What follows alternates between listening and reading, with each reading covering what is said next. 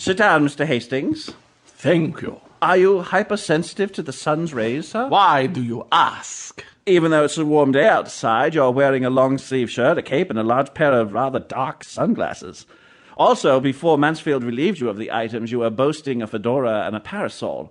Such an outfit would lead a trained mind to the inevitable conclusion that you and our son are not on the best of terms. How clever of you to notice. It's a gift. You might say that I have an allergy to the sun, Professor. You see, I happen to be a vampire. Really? I didn't think vampires came out in the daytime. Not usually, hence this get-up. However, you're only open from 9 a.m. to 5 p.m., so I had to make some adjustments. I see. You don't believe me. Did I say that? I don't suppose that I would believe me either if I were in your shoes.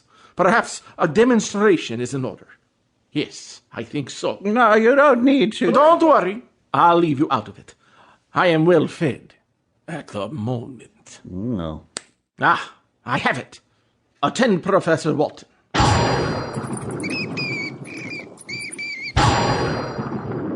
What do you think? I have been told I am very cute, bat.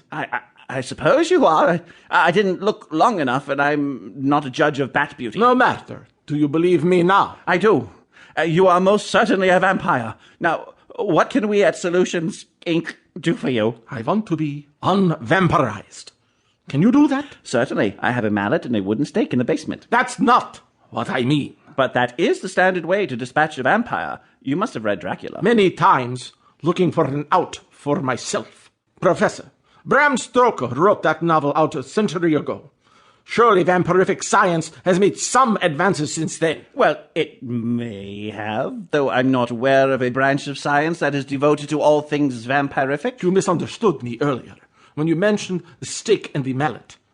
I do wish to stop being a vampire, but I do not wish to die. Well, begging your pardon, Mr. Hastings, but being a vampire, aren't you already dead? Undead, that is? Oh, it's all so complicated.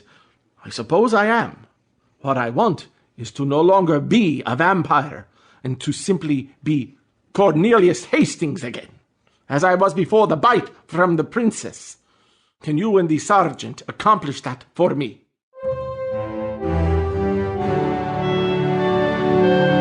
Can they indeed? Is such a thing possible? Much has been written about vampires, but such creatures have often been thought to be the stuff of legend. Evidently, they do exist, as one of their number is currently sitting across from the professor.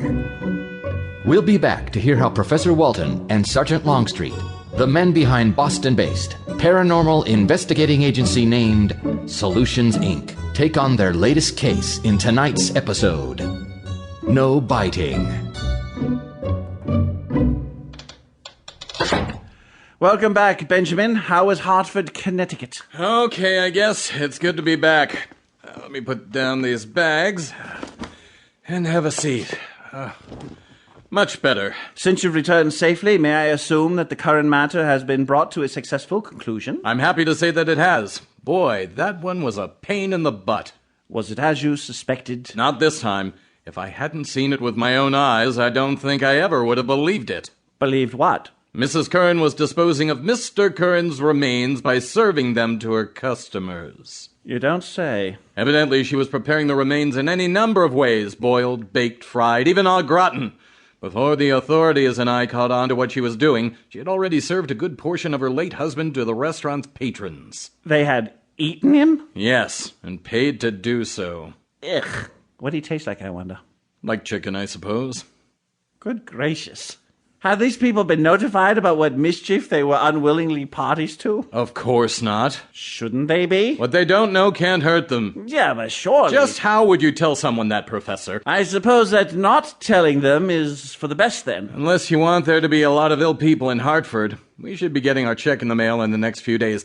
Did you see any new clients while I was gone? One, Mr. Cornelius Hastings. What's his problem? He's a vampire. That's a problem, all right. What does Mr. Hastings want from us? He wants us to unvampirize him. Is that possible? Well, there are theories. However, his is a bigger problem. He doesn't simply want to rest in peace. I could dispatch him with a wooden stake to the heart if that were the case. He wants to stop being a vampire.